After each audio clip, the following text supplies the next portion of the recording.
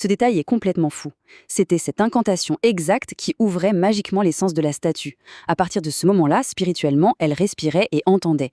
Le niveau d'entretien était hallucinant. Les prêtres lui servaient des banquets de viande et de bière. Ils l'habitaient avec des tenues de grand luxe et allaient même jusqu'à la border délicatement dans un lit le soir. C'était des soins continus pour garder le dieu heureux et présent dans la cité. Évidemment, chouchouter ces divinités vivantes au quotidien, ça demande une sacrée logistique. Le temple, c'était littéralement une immense corporation, avec une hiérarchie extrêmement stricte.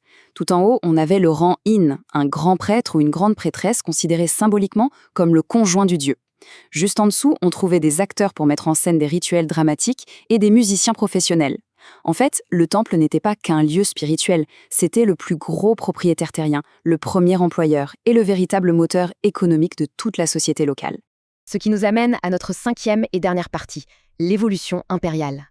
Si on prend un peu de recul sur l'histoire, sur plusieurs milliers d'années, on s'aperçoit que la fonction de tout ce panthéon a radicalement muté.